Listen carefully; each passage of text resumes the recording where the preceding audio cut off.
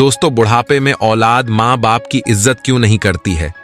दोस्तों, आपने देखा होगा कि जीवन के अंतिम पड़ाव में हर माँ बाप को औलाद से उम्मीद रहती है कि वो उसकी सेवा करेंगे। लेकिन कई ऐसी औलादें होती हैं जो बुढ़ापे में माँ बाप की सेवा नहीं करती, उन्हें भला बुरा कहती है। दोस्तों, बुढ़ापे में हर माँ बाप के बच्चों को अपने माँ बाप की सेवा करनी चाहिए, क्योंकि आज आप जवान हैं तो कल आप भी बूढ़े होंगे, तब आपकी औलाद भी आपकी सेवा नहीं करेंगी। क्योंकि आप अपने माँ बाप की सेवा करेंगे तो ही आपके बच्चे भी आपकी बुढ़ापे में सेवा करेंगे।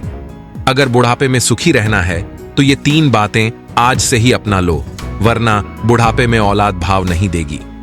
दोस्तों, मनुष्य के जीवन में बुढ़ापा सबसे कठिन अवस्था है। इस अवस्था में अक्सर अपनों के सहारे की आवश्यकता पड़ती है और आदमी औलाद भी इसीलिए पैदा करता है कि एक तो उसका वंश आगे बढ़ेगा और दूसरा, जब उनके हाथ पैर काम करना बंद कर देंगे तो उन्हें औलाद का सहारा मिल जाएगा, जिससे बुढ़ापे में उन्हें कुछ सहूलियत मिल जाएगी। लेकिन दोस्तों, कुछ कुछ बेटे तो अपने माँ बाप की उम्मीदों पर खरे उतरते हैं और कुछ औलाद उन्हें उस हालत में अकेला छोड़ देते हैं। औलाद पैदा करके भी जब मनुष्य अकेला जीने को मजबूर हो जाता है, उन्हें अपनी संतान से किसी भी तरह का सहारा नहीं मिलता, तो वो संसार में सबसे अभागे माँ बाप होते हैं।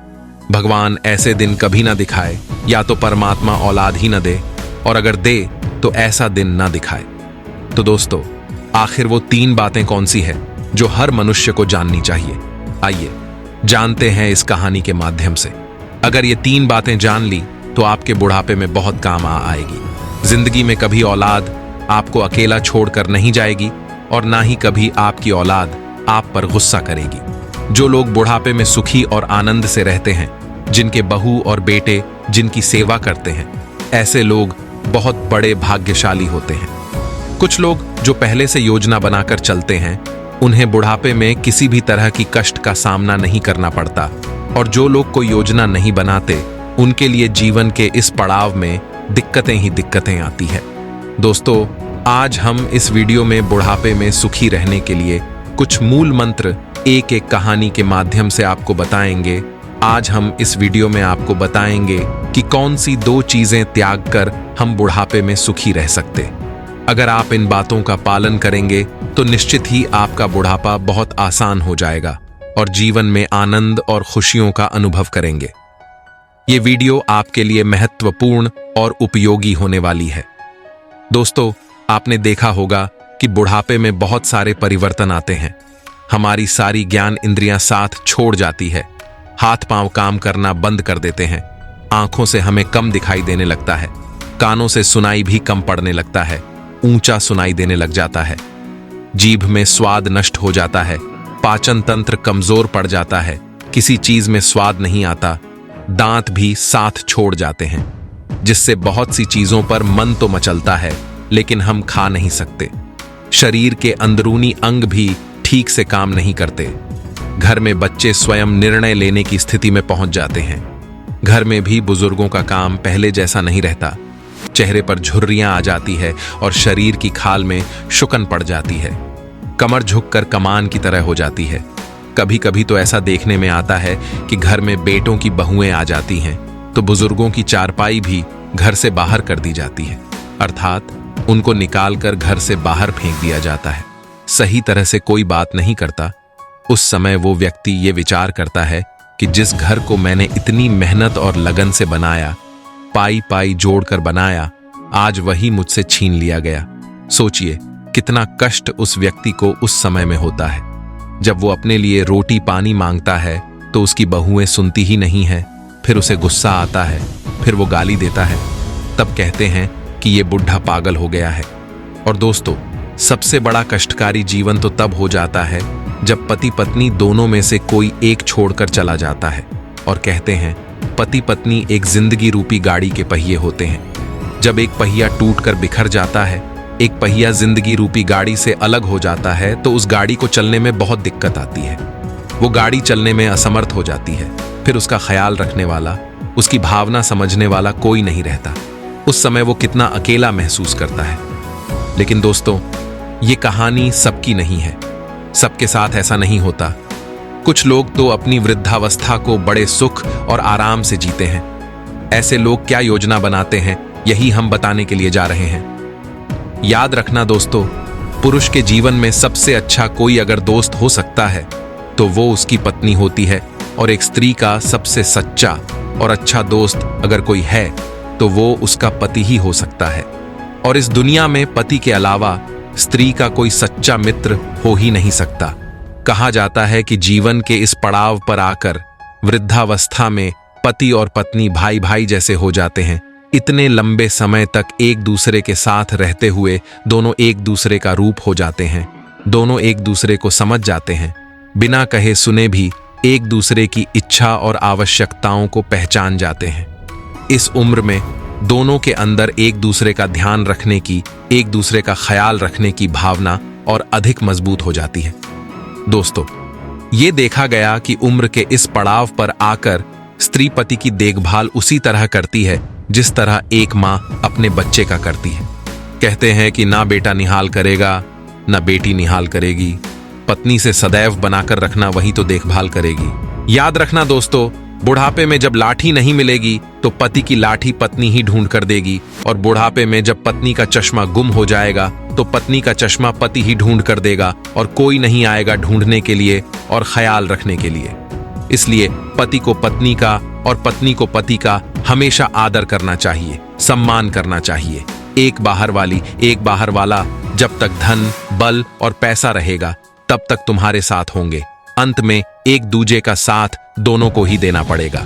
बुढ़ापे में व्यक्ति पराधीन हो जाता है, एक एक करके सब चीजें उसके हाथ से निकल जाती हैं, और ऐसी स्थिति में स्वाभाविक है कि व्यक्ति चिड़चिड़ा हो जाता है। बहू बेटे नाती पोतों की अपनी अपनी दुनिया हो जाती है, सबकी जरूरत अपनी अपनी होती है, कोई किसी की नहीं सुनता, सबकी अपनी अपनी अलग दुनिया हो जाती है। और ऐसी स्थिति में कैसे हम सुखपूर्वक अपनी वृद्धावस्था को जी सकते हैं, यही सबसे बड़ा सवाल है। दोस्तों, एक गांव में एक किसान परिवार रहता था। उस परिवार का मुखिया किसान जो बुजुर्ग हो चुका था, वो किसान बहुत ही चिड़चिड़ा और बहुत ही गुस्सैल स्वभाव का था। बात बात पर नाराज होना, बात बात पर मारना उसका यही काम था। उसकी पत्नी समझाती थी कि इस उम्र में इतनी गुस्सा ठीक नहीं है, लेकिन वो मानता ही नहीं था। जरा सा नमक ज्यादा हो जाए तो थाली उठाकर फेंक देता था, मिर्च तेज हो जाए तो थाली फेंक देता था। उसके गुस्सैल स्वभाव से पूरा घर परेशान हो गया था। उसके जो बच्चे थे वो भी अब उससे नफरत करने लगे थे, क्योंकि वे रोज रोज की क्लेश से तंग आ चुके थे। समझ में नहीं आ रहा था कि समस्या से कैसे बाहर निकला जाए। कई बार तो लड़के सोचते थे कि इस बुढ़े को अकेला छोड़कर बाहर चले जाते हैं। तब गांव के किसी व्यक्ति ने बताया कि पड़ोस के गांव के बाहर एक सन्यासी कुटिया बनाकर रहते हैं, तुम अपने बूढ़े पिता को उन संत के पास ले जाया करो, हो सकता है कि उनकी बात सुनकर इनका व्यवहार बदल जाए। घर वालों ने कहा, ठीक है, यही ठीक रहेगा। घर वालों की बात समझ में आ चुकी थी। उसके बाद घर वाले उन बूढ़े पिता को लेकर उन संत के पास पहुंच जाते हैं और सारी बात बताई। शायद कुछ हल निकल आए, रोज रोज के क्लेश से किसी तरह तो मुक्ति मिल जाए, किसी तरह तो घर में क्लेश खत्म हो और शांति आए। दोस्तों, संत तो बिना बताए सब समझ लेते हैं। जब सब लोग संत के पास पहुंचे तो उन्होंने समझ लिया कि ये लोग उनके पास क्यों आए हैं। संत ने देखते ही जान लिया कि इनके घर में अशांति है, इसलिए घर वाले सुख चैन की तलाश में हमारे पास आए हैं। और उन्होंने ये भी जान लिया कि घर में अशांति का कारण क्या है। वो गृहस्थ परिवार जब पहुंचा तो दोपहर का समय था। परिवार के सब लोग वहां पहुंचे और महात्मा को प्रणाम करके उनके सम्मुख बैठ गए। उस समय वो महात्मा ध्यान कर रहे थे। उन लोगों को संत के सम्मुख बैठे हुए काफी देर हो चुकी थी। अभी तक संत ने कोई उपदेश उन्हें नहीं दिया था। वे उनके बोलने का इंतजार कर रही थी कि अचानक महात्मा ने अपनी पत्नी से कि एक दीपक जलाकर ले आना, मुझे कुछ ढूंढना है। महात्मा ने जब दिया जलाकर लाने का आदेश दिया तो वो बूढ़ा आदमी ये सुनकर बड़ा आश्चर्यचकित हुआ। सोचने लगा कि दोपहर का समय है, अच्छी खासी धूप खिली हुई है, और ऐसे में दिया मंगाने का क्या अर्थ है। अब वो बुजुर्ग व्यक्ति सोचने लगा कि महात्मा या तो मूर्ख है या फिर पूरी तरह से पागल है। सूरज की अच्छी खासी रोशनी है, रोशनी में भला दीपक का क्या काम, ये तो अजीब महात्मा है। वो मन ही मन ऐसा विचार कर रहा था। तब तक संत की पत्नी जलता हुआ दीपक लेकर के आ गई। उन्होंने चुपचाप दीपक रख दिया और अंदर चली गई। अब वो बूढ़ा आदमी सोचने लगा कि इनकी पत्नी भी मुझे मूर्ख दिखाई देती है। वो विचार करता है कि इसने तो एक बार भी ये नहीं पूछा कि तुमने इतनी रोशनी में दिया क्यों मंगाया। अरे दोपहर का समय है, अच्छी खासी धूप खिली है, और फिर दीपक तुमने क्यों मंगाया। वो बूढ़ा आदमी सोचता है कि मैं अपनी औलाद के कहने पर कहां इस पागल के पास आ गया हूं। ये महात्मा तो सचमुच पागल है।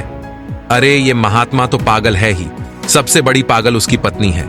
ये पागल मेरे घर में शांति क्या लाएगा, ये मेरे घर के क्लेश को खत्म क्या करेगा, ये मेरा बुढ़ापे का कष्ट दूर क्या करेगा।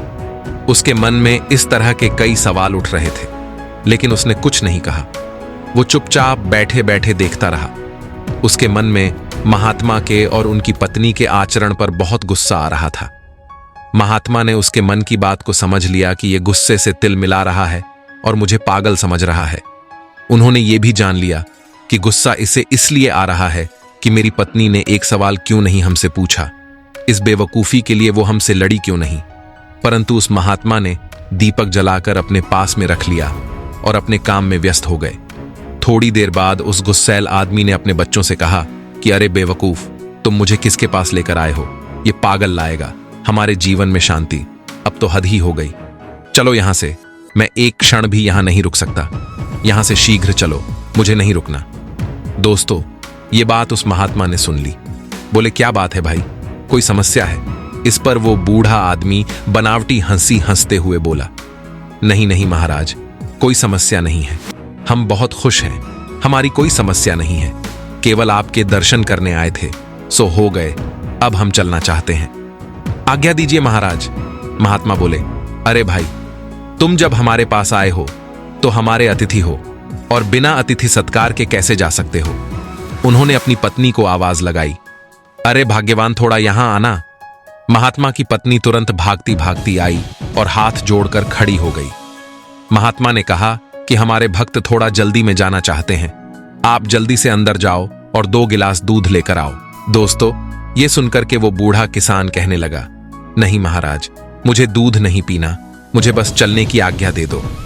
महात्मा ने कहा, ऐसे कैसे, आप हमारी कुटिया में पहली बार आए हैं और बिना अतिथि सत्कार के आप कैसे जा सकते हैं। अब तो बूढ़ा आदमी चुप हो गया। महात्मा की पत्नी बिना कुछ कहे, बिना कुछ पूछे अंदर गई और 2 गिलास दूध लेकर बाहर आई। महात्मा ने 1 गिलास दूध उस बूढ़े आदमी को दे दिया और 1 गिलास स्वयं ने ले लिया। अब जैसे ही उस बूढ़े आदमी ने दूध पीना शुरू किया तो कहने लगा कि यह दूध कितना नमकीन है, एकदम जहर के समान कड़वा लग रहा है। उसका उल्टी करने का मन हुआ, दूध में नमक ज्यादा था, तो उसका मन हुआ कि दूध को फेंक करके इसी महात्मा के सिर पर दे मारूं, क्योंकि दोस्तों उसका तो रोज का यही काम था। कभी मिर्च ज्यादा पड़ जाती थी तो थाली से मार देता था, कभी नमक ज्यादा हो जाता था तो थाली फेंक कर मारता था। आज वो दूध पीकर महात्मा को भी गुस्से से देख रहा था। महात्मा बड़े शांत भाव से उस दूध को पी गए। उनके चेहरे पर ऐसे कोई भाव नहीं थे कि दूध में नमक पड़ा हुआ है। उनका ये व्यवहार देखकर वो बूढ़ा गुस्से से भर गया। उसने कहा तो कुछ नहीं, मन ही मन कहने लगा कि आज मेरे लड़के मुझे कहां ले आए हैं, ये तो सचमुच कोई पागल इंसान है, हद हो गई। उसने ने दूध का गिलास एक तरफ रख दिया और उसके बाद महात्मा से कहने लगा, महाराज आज्ञा हो तो अब हम जा सकते हैं। महात्मा ने कहा कि भाई आप कोई समस्या लेकर आए थे, तुमने अपने आने का कारण तो नहीं बताया, आप ऐसे कैसे जा सकते हो। पहले हमें अपनी समस्या बताइए, शायद हो सकता है हम उस समस्या का कुछ हल निकाल कर तुम्हें दे सके। बूढ़ा आदमी गुस्से में बोला, अरे महाराज छोड़िए, आप क्या हल निकालेंगे, हम आए तो थे समस्या ही लेकर, लेकिन अब जा रहे हैं, हमने देख लिया आपके बस की बात नहीं है। महात्मा ने कहा, अरे जब समस्या लेकर आए हो तो बताने में क्या हर्ज है, आखिर बताओ तो सही समस्या क्या है तुम्हारी, समस्या का पता चले तो कोई समाधान भी निकल आएगा। बूढ़े आदमी ने कहा, चलिए ठीक है, पूछते हो तो बता ही देते हैं, वैसे मुझे लगता नहीं कि आपके पास हमारी समस्या का हल होगा, लगता नहीं कि हमारी समस्या का समाधान आप कर पाओगे। तब उस आदमी ने महात्मा से कहा, हे गुरुवर, मेरे घर में कोई मेरी इज्जत नहीं करता, कोई मेरा कहना नहीं मानता, सब अपनी अपनी में लगे रहते हैं। मेरे घर में क्लेश और अशांति फैली हुई है, अपने घर में शांति और समृद्धि चाहता हूं, इसलिए आपके पास आया था।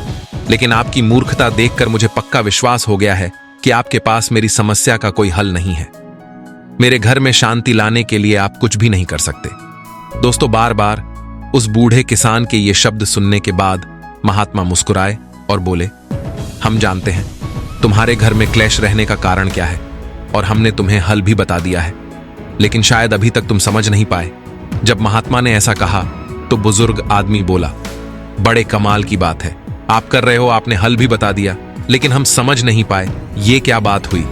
मैं काफी देर से आपके पास बैठकर आपके बोलने का इंतजार कर रहा था, लेकिन तब से आपने एक शब्द तक नहीं कहा है, फिर आपने हल कैसे बता दिया। महात्मा ने कहा, सुनो, याद करो जब तुम आए थे, हमने तुम्हारे सामने ही अपनी पत्नी से जलता हुआ दीपक मंगाया था कि नहीं? उस आदमी ने कहा, हाँ मंगाया था, लेकिन मैं आपकी उस मूर्खता से बहुत नाराज हो गया। इतनी रोशनी में दीपक जलाने की क्या जरूरत पड़ गई?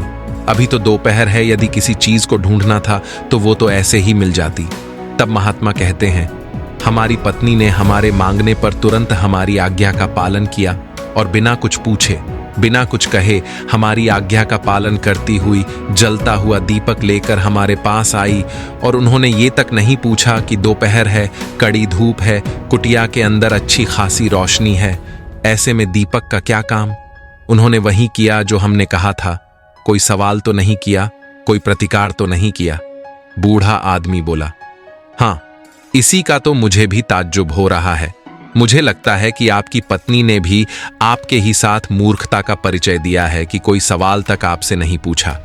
महात्मा ने कहा, यही तो तुम्हारी समस्या का पहला समाधान था कि जिस तरह मेरी पत्नी ने बिना सवाल जवाब किए ही चुपचाप मेरी आज्ञा का पालन कर दिया। यदि घर में सब एक दूसरे की आज्ञा का पालन करने लगेंगे, कोई सवाल नहीं करेंगे, तो घर में किसी तरह का क्लेश उत्पन्न नहीं हो सकता। महात्मा ने कहा, उसके बाद फिर हमने दूध मंगाया। हम जानते हैं हमारी पत्नी ने शक्कर के स्थान पर दूध में बहुत सारा नमक डाल दिया था। दूध बहुत कड़वा हो गया था, इतना कड़वा कि तुमसे पिया भी नहीं गया और तुमने गिलास अलग उठाकर रखा दिया। आपने देखा, हम उसी कड़वे दूध को चुपचाप प्रेम से पी गए। पता है क्यों? क्योंकि जब हमारी पत्नी ने हमसे दीपक के बारे में कुछ नहीं पूछा, तो हमारा भी कोई अधिकार नहीं बनता है कि हम उससे सवाल करें। दीपक जलाना, हमारी आज्ञा का पालन करना ही उसने अपना धर्म माना। ये हम कैसे बोल सकते हैं कि दूध कड़वा है? हमने भी अपना धर्म समझा और दूध पी लिया। जिस तरह से उन्होंने कोई प्रतिकार नहीं किया, उसी तरह से हमने भी कोई प्रतिकार नहीं किया। इससे क्या समझे? इससे ये साफ सिद्ध होता है कि पति और पत्नी दोनों को सामंजस्य स्थापित कर एक दूसरे की बात माननी चाहिए, एक दूसरे की बात का सम्मान करना चाहिए और सब्र रखना चाहिए। परस्पर प्रेम और विश्वास से रहना चाहिए। मुझे पता है ऐसा तुम नहीं करते हो। ध्यान रखो, गलती सबसे हो जाती है। आज गलती से दूध में शक्कर स्थान पर नमक पड़ गया तो हमने स्वीकार किया, चुपचाप बिना कुछ पूछे, बिना कुछ कहे, बिना सवाल जवाब किए दूध पी लिया। तुम्हारे घर में अशांति का कारण यही है। तुम दो चीजों से बहुत परेशान हो और उसी के कारण घर में अशांति और क्लेश और लड़ाई झगड़ा फैला हुआ है। बुढ़ापे में जो इन दो चीजों को त्याग देता है वही सुखी रहता है। ये दो चीजें क्या हैं जानना चाहते हो? तब वो बूढ़ा किसान कहने लगा, हाँ गुरुवर, वो दो चीजें कौन सी है जिसका त्याग करना बहुत जरूरी है? तब महात्मा कहते हैं, सुनिए, पहला है स्वाद और दूसरी है गाली। इन दो चीजों को छोड़ना बहुत जरूरी है और ये बुढ़ापे में सुखी रहने के लिए बहुत ही आवश्यक है कि हम स्वाद और गाली को छोड़ दें तो घर में शांति रहेगी। हमें समझना चाहिए कि घर में जो महिला भोजन बनाती है, कितने भाव और मन से और परिश्रम से भोजन पकाती है। गर्मी हो या सर्दी, जो भी परिस्थिति हो, वो समय पर बड़े भाव से भोजन पकाती है और हमें खिलाती है। और कभी गलती से हो सकता है कि नमक ज्यादा हो जाए, कभी गलती से हो सकता है कि मिर्च ज्यादा पड़ जाए, तो क्या हमें उस भोजन को, उस अन्न को फेंक देना चाहिए? बिल्कुल नहीं। हमें यह समझना चाहिए कि जैसे स्त्री ने, तुम्हारी पत्नी ने या तुम्हारी पुत्र वधू ने इतने परिश्रम और मेहनत के साथ, भाव के साथ जो भोजन बनाया है, वो हमारा धर्म है। उसको स्वीकार करें बिना कुछ कमी बताए। और गलती से नमक ज्यादा हो गया है तो कोई बात नहीं है, हमें उसकी प्रशंसा करते हुए भोजन ग्रहण करना चाहिए। अगर हम ऐसा करते हैं तो दूसरे दिन वो और मन से, भाव से हमारे घर में भोजन बनाएगी। लेकिन यदि हम ऐसा नहीं करते हैं और थाली दीवार में फेंक मारते हैं या उसके मुंह पर मार देते हैं, तो सोचिए उसके दिल पर क्या बीतेगी। क्या उसके मन में तुम्हारे लिए कोई सम्मान बचेगा? हरगिज नहीं। ये उस स्त्री का और अन्न का दोनों का अपमान होगा। अगर हमने भोजन की थाली फेंक दी या उसे गालियां दे दी, तो पलटकर वो भी आपसे उल्टा बोलने लगेगी। कहते हैं, जहां भोजन और स्त्री का अपमान होता है, उस घर से लक्ष्मी, शांति, समृद्धि पलायन कर जाती है। इसलिए भूलकर भी ऐसा नहीं करना चाहिए। महात्मा कहते हैं, इसलिए 2 चीजें, स्वाद और गाली, हमें त्याग देना चाहिए। जैसा भी मिले भगवान का भोग समझकर ग्रहण करना चाहिए। यदि हमने स्वाद को त्याग दिया तो हमारा बुढ़ापा बहुत ही सुख से कटेगा। यदि हमने गाली देना बंद कर दिया, गालियों को त्याग दिया, तो हमारे घर वाले, परिवार वाले, हमारे बच्चे, हमारे लड़के, हमारे पोता पोती सब हमारी इज्जत करेंगे, सब हमारा सम्मान करेंगे, हमें समय से भोजन खिलाएंगे, सब हमारी सेवा करेंगे और हमें बुढ़ापे में कोई कष्ट नहीं होगा। क्योंकि स्वाद और गाली दोनों ही बुढ़ापे में दुखदाई होते हैं। जो व्यक्ति स्वाद का आदी होता है, उस घर में लड़ाई अवश्य होती है, और जो व्यक्ति गाली देता है, उस घर में भी क्लेश रहता है। दोस्तों, अब उस बूढ़े आदमी को पूरी बात समझ में आ गई थी कि मेरे घर में अशांति क्यों बनी हुई है। उसने दोनों हाथ जोड़कर महात्मा से क्षमा मांगते हुए कहा कि मुझे क्षमा कीजिए गुरुवर, ना जाने मैंने आपके बारे में क्या क्या गलत बोल दिया, क्या क्या अनुचित वचन कह दिए। आज से मैं घर में ऐसा नहीं करूंगा। महात्मा ने उसको क्षमा कर दिया और कहा कि आज से संकल्प लो और स्वाद और गाली को यही छोड़कर जाओ। यदि बुढ़ापे में सुखी रहना चाहते हो तो इन 2 चीजों का त्याग कर देना।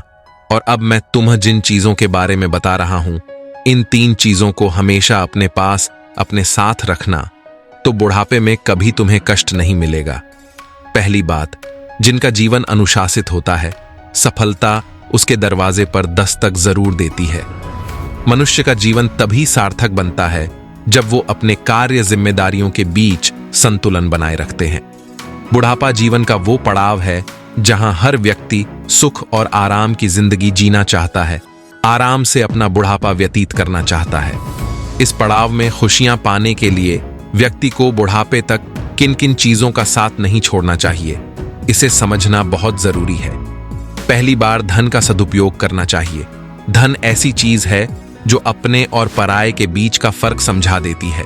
जब तक आपके पास पैसा है, रिश्ते नाते सब जगह आपकी पूछ परख होती है, लेकिन जब धन का अभाव होता है तो अपने भी साथ छोड़ जाते हैं। जब व्यक्ति ढलती उम्र में हो, तब धन का सदुपयोग करें, पैसों की बचत करें, तो बुढ़ापे में आपको किसी के सामने हाथ फैलाने की आवश्यकता नहीं पड़ेगी। साथ ही ध्यान रखिए, सांप की तरह घर पर कुंडी मारकर मत बैठ जाना, ये बुढ़ापे के लिए बहुत दुखदाई हो सकता है। दूसरी बात, अनुशासन और अभ्यास से ही आत्मविश्वास पैदा होता है। जो लोग अपना हर काम समय पर करते हैं, अपनी दिनचर्या को अनुशासित ढंग से जीते हैं, उन्हें कभी किसी पर निर्भर नहीं होना पड़ता। वो अपने लक्ष्य को प्राप्त कर ही लेते हैं। शुरुआत से ही व्यक्ति को अपने काम को सही समय में और सही तरीके से करने की आदत रखनी चाहिए, तो उसे बुढ़ापे में तकलीफ नहीं सहनी पड़ेगी। समय के अनुसार खान पान, समय पर सोना, जागना, व्यायाम, बाहर के हर कार्य निश्चित समय पर करने चाहिए, जो सेहत के लिए बहुत जरूरी है। दोस्तों, अनुशासन का साथ कभी नहीं छोड़ना चाहिए। कहते हैं, जिनमें अकेले अनुशासन से चलने के हौसले होते हैं, एक दिन उनके पीछे काफिले होते हैं। तीसरी बात, जब व्यक्ति किसी निस्वार्थ भाव से मदद करता है, वो जीवन में कभी उदास और परेशान नहीं रहता। दान और दया सबसे बड़ा धर्म है। आपकी आज की मदद आपके कल काम आ सकती है। बुढ़ापा सुख और शांति के साथ व्यतीत होता है। मदद के लिए अपने हाथ हमेशा खुले रखने चाहिए। महात्मा की बात सुनकर के वो बूढ़ा गृहस्थ बुढ़ापे में सुखी रहने का मूल मंत्र सीख जाता है। उसे बड़ी प्रसन्नता होती है और खुशी खुशी अपने घर चला जाता है, और थोड़े ही समय बाद उसके घर में सुख शांति आ जाती है। उसका बुढ़ापा सुख और चैन से कटने लगता है। दोस्तों, सोचिए वो आदमी कितना गुस्सैल था, जो उसकी वजह से पूरे परिवार में, पूरे घर में कलह क्लेश मचा रहता था, अशांति फैली हुई थी, और एक महात्मा की संगत ने महात्मा के उपदेश ने उसका जीवन बदल दिया, उसके बुढ़ापे का दुख ही मिटा दिया। कहते हैं, मौन के वृक्ष पर शांति के फल लगते हैं। बुढ़ापे में मौन रहने की आदत डाल लेनी चाहिए। मौन रहने का मतलब ये नहीं है कि आप बिल्कुल ही मौन हो जाएं। मौन रहने का मतलब ये है कि आपको उतना ही बोलना चाहिए जितने की आवश्यकता हो। किसी के अपमान के लिए, किसी को कष्ट पहुंचाने के लिए अपने मुंह से शब्द मत निकालिए। जब भी बोलो, किसी की प्रशंसा के लिए बोलो तो हमेशा परिवार के प्रिय बने रहोगे। सब लोग आपको आदर देंगे। आज्ञाकारी बनो। सवाल जवाब करने से बात बहस में बदल जाती है और आपसी बहस धीरे धीरे लड़ाई झगड़े का रूप ले लेते हैं। इसलिए बिना सवाल के अपने से बड़ों की बात माननी चाहिए। कभी अपनी तरफ से सुझाव मत बांटिए। कोई पूछने आए तो ही अपनी राय रखिए, उसे पत्थर की लकीर मत बनाइए। ऐसा करने से आप परिवार के सदैव प्रिय बनकर रहेंगे और बुढ़ापे में घर वाले आपका साथ कभी नहीं छोड़ेंगे। दोस्तों, आज की ये वीडियो आपको अच्छी लगी हो तो हमारे चैनल को सब्सक्राइब जरूर करें। मिलते हैं अगली वीडियो में। आप अपना ख्याल रखें।